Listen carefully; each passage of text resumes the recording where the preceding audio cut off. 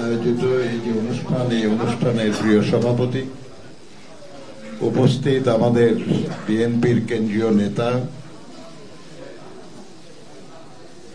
এবং এই অঞ্চলের জনগণের অত্যন্ত প্রিয় অভিভাবক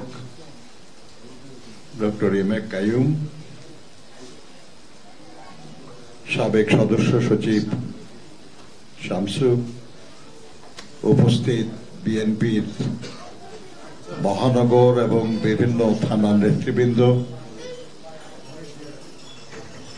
মিডিয়ার বন্ধুগণ এবং শহীদ পরিবারের সদস্যবৃন্দ এবং আহত ভাই বোনের, আসসালামু আলাইকুম। প্রিয় সাথীরা,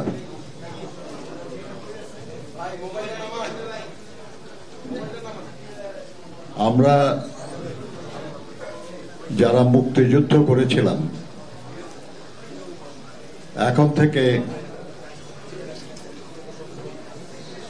অর্ধ শতাব্দীরও বেশি আগে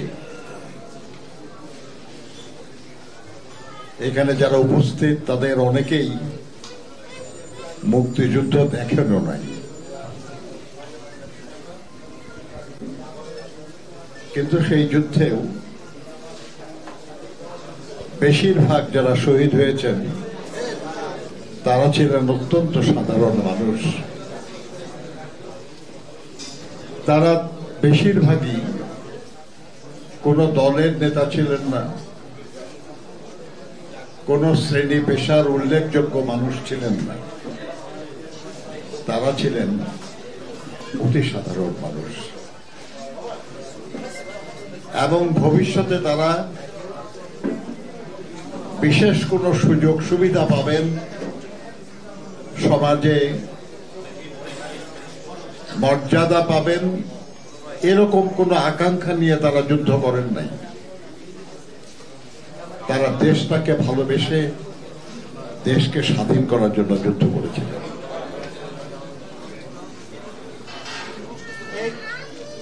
আমরা শহীদ জিয়ার হাতে গড়া দল বাংলাদেশ জাতীয়তাবাদী দল, দেশের একটি বেগম খালেদা জিয়ার নেতৃত্বে এবং তার অনুপস্থিতিতে দেশনায়ক জনাব তারেক রহমানের নেতৃত্বে গত প্রায় 17 বছর ধরে আন্দোলনে রত আছে। এই লড়াইয়ে আমাদের দলের এবং অঙ্গ দলগুলির হাজারেরও বেশি নেতা কর্মী খুন হয়েছে, 700-র বেশি নেতা কর্মী গুম হয়েছে।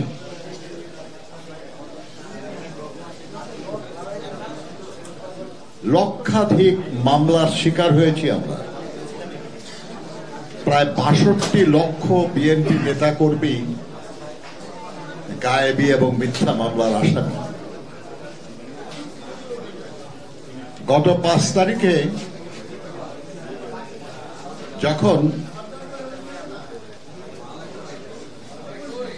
এদেশের অবৈধ প্রধানমন্ত্রী জনতার ভয়ে পলায়ন করে, তখন আমি কেরানীগঞ্জ কারাগারে, যখন এই খবর কারাগারে পৌঁছেছে, তখন গোটা কারাগারে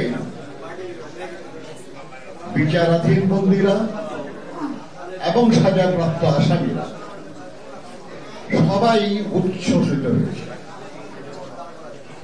চারিদিকে স্লোগান, দেশ মুক্ত হয়েছে। শহীদ জিয়ার নামে স্লোগান, বেগম খালেদা জিয়ার নামে স্লোগান এবং এই আন্দোলনে যারা অংশগ্রহণ করেছেন তাদের নামে স্লোগান। আমরা অবাক হয়ে ভাবছিলাম যে এই চারদিকে যে স্লোগান যারা দিচ্ছে এরা অনেকেই তাদের পরিচয় আগে প্রকাশ করে নেয়।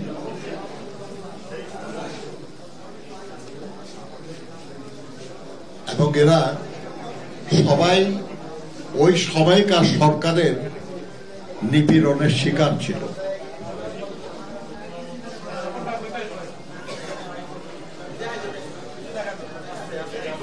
আজকে যারা শহীদ হয়েছেন, যারা আহত হয়েছেন, তারা যদি নিঃস্বার্থভাবে শুধুই দেশকে ভালোবেসে এই লড়াইটা যদি না করতেন, তাহলে দেশও মুক্ত হতো না, আমরাও জেল থেকে বের হতে পারতাম না, কাইয়ুম সাহেব দেশে ফিরতে পারতেন না।